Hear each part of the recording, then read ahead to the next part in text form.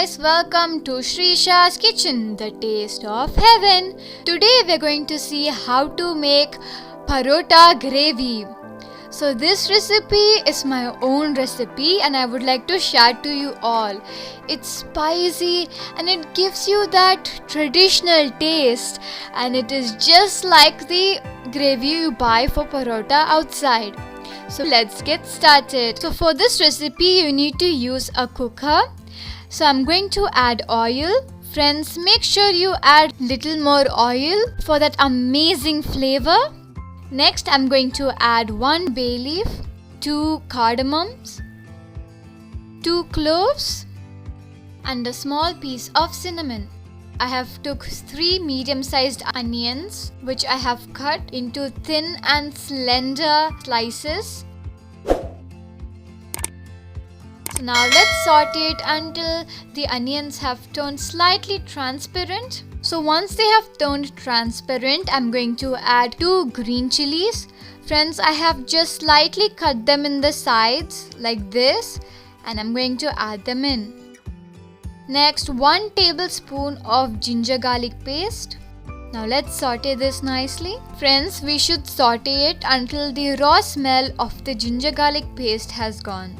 So now let's move on to our spices. I'm going to add 2 teaspoons of garam masala, 2 teaspoons of curry masala, half a teaspoon of chicken masala. Friends, this is optional, and 1 tablespoon of coriander powder. Now let's mix all our masalas together nicely. Friends, next I'm going to add 2 tablespoons of pepper. So now let's saute it. Friends, pepper should be our main domination in this recipe. Pepper should give us all the spiciness we are looking for.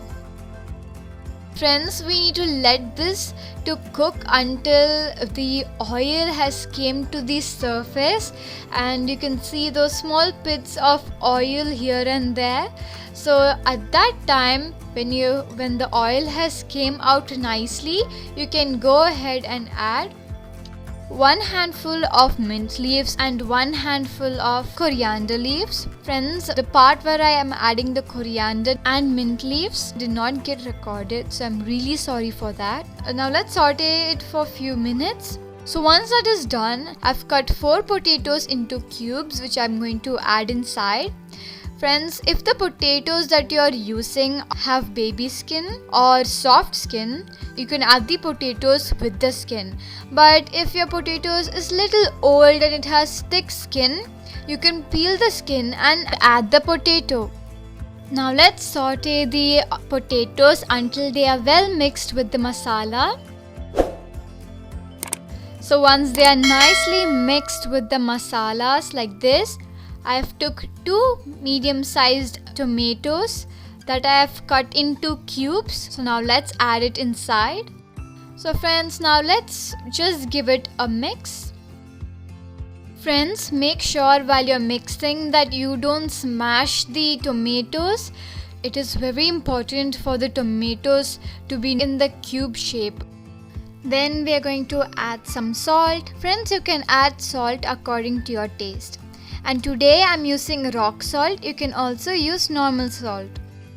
So friends, let's give it a mix. And let it be partially cooked for 2 minutes. And friends, you can occasionally mix it. So friends, I've took a little shredded coconut in this bowl.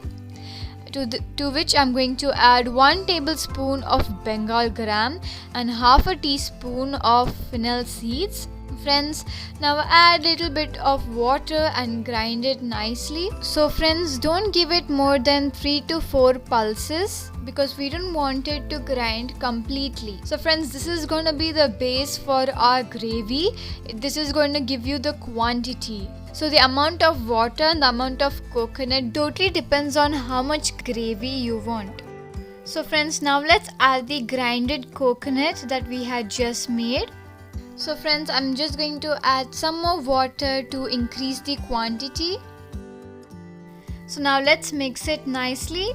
So friends, at this stage, after you have mixed it nicely, taste your gravy, because the hotness and the salt would have decreased. So I'm going to add little bit more pepper because I feel the level of hotness has reduced in my gravy. So friends, let's give it a mix again.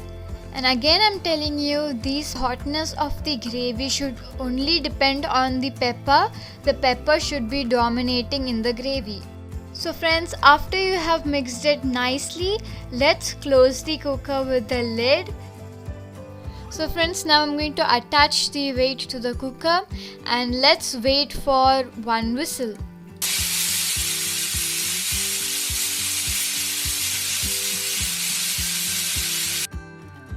So now you can switch off the stove and wait until the heat has settled, and then you can open the cooker. And that's it, our Parrota gravy is ready. Friends, look at the color and the aroma is amazing. It looks and it tastes just like the gravy we buy in the shop. Friends, I'm sure that if you try this recipe, you're going to stick to it and you're not going to leave it, because it's totally amazing. So friends, come on, let's taste our yummy gravy with some parota. So now let's dip the parota in our tasty gravy. Wow friends, look at that. It is tasty. It just tastes like the gravy bought in the shop. And the pepper, its domination is amazing. And when you eat it, you can perfectly feel the hotness in your throat. It's that amazing, friends. So I hope you guys enjoyed this video, and don't forget to subscribe to our channel. Love you guys. Bye bye.